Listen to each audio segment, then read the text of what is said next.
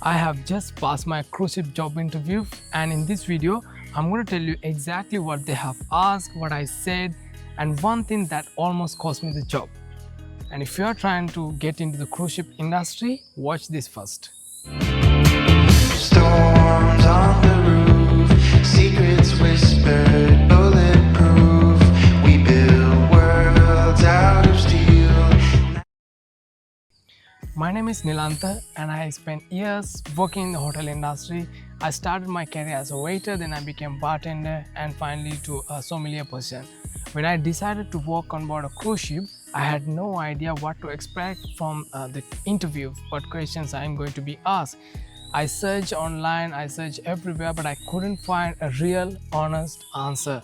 So in this video, I'm giving you the exact questions, exact interview conditions that I faced during my interview so that you can be confident and be prepared for your next interview.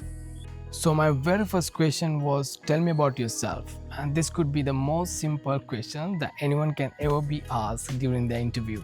Yet, it's a very powerful question. It's all about how you're gonna respond to this question, how you're gonna take it, and how you're gonna take control over your answer on this question. So I explained myself, I introduced myself. My name is Nilantha. I've been working in this industry for past 10 years. I started my career as a waiter and I gradually grew in my career to become a bartender and to become a sommelier. And right now I'm looking forward to more opportunities where I can utilize my experience and continue to grow in my future. So my very next question was, why do you want to work on board a cruise ship? Right, so this was tough, this was complicated, and I was kind of nervous, but I answered anyway. I started with, I want to work on board a cruise ship because it gives me the opportunity to grow myself internationally as well as travel the world while I'm doing what I'm passionate about in this hospitality industry, right?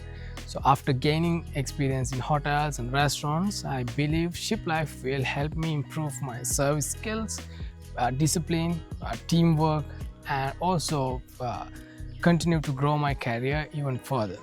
So I also mentioned that I am excited to take part of such a brand that has very high standards of service, the service culture, the hospitality, and everything in between. So that was pretty much enough, and that was my answer. So the very next part was about the technical part of the interview, where my interviewer asked me question based on my knowledge. So I apply as a sommelier who will be taking care of the wine service on board a cruise ship, serving wines to the guests and maintaining cellars and upselling wines during the service, etc. So if any of you considering it to apply as a sommelier or bartender, you can drop your comments below so I can reach out to you. I can reply all the questions that relates to the beverage program on board a cruise ship that I've been asked, and also I can help you with other information that I have gathered during my preparation, right? So he asked me several questions. The first one was, what is your favorite wine region, or what is your most confident wine region? And I picked one that was Burgundy, and he started dive deep into the sub-regions and started asking questions, what makes different one premier cru from a grand cru, and etc., right? So if you are applying for another position, let's say a waiter or a bartender or a bar back or anything, so this part going to be asked based on your knowledge, based on your actual role that you're going to play on board a cruise ship.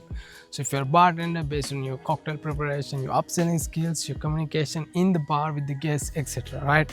So you can drop your comments below and I will reach out to you guys, reply with all the questions that I've been asked in my role. There was one question in my interview that really challenged me a lot, and I was quite shocked and there was no ideas coming in my head. That was, tell us a time where you failed during a service. So at that time I was literally didn't know what to answer, how to answer, and I was quite nervous, and then somehow I managed to answer relates to one of the experience that I had in my last couple of months during one of the peak and busiest time in restaurants where I had to look after entire restaurants, and restaurant got suddenly busy with almost all the tables filled, and I was failed to call my colleagues. Like I couldn't call them actually. I was that busy, and there was couple of complaints that I was not able to serve the wines on time to their tables during their meals before their main courses arrive on the table. So that was kind of a moment where I failed actually in my career. So I was very open, and I explained this was the situation. I could have called to my colleagues and avoid the situation, but I wasn't able to do that because of the busy operation. So that's how I managed to answer that question. I'm very confident, and I can strongly say that these questions going to be asked from you as well. So if you are considering to apply for a job on a cruise ship, be prepared to answer such questions. If you are a waiter, if you're a bartender, any role that you're applying, these kind of questions gonna come based on only your role, within the circle of your role, what things you're doing basically on day-to-day life, and how you manage to complete different tasks with your own efforts, right? So be prepared for such a question, and I can guarantee you will be asked. And then they asked me, can you work under pressure for long hours, right? So I was pretty much clear, and I understand that the working environment on board a cruise ship, regardless of your position, you work in a restaurant, you work in a galley, you work in housekeeping, so you will be not having any day offs, and you'll be working long hours, and the operation is busy at all the time. So I was confident, and I explained that yes, I understand working environments on board cruise ship can be very busy operations, and there's no days off, and of course the working hours can be longer than what I'm expecting to be on a hotel or restaurant on land base. So I was pretty confident, and I explained that. Now I haven't onboarded yet. I'm in pre-joining phase right now, and honestly there's a lot more to do. The documents, contracts, medicals, visas, etc. I'm going to document every single step of this journey on this channel. If you're on the same path, subscribe. We are figuring this out together. If this video helped you, drop a comment telling me which question challenged you the most, and I'll be answering them all.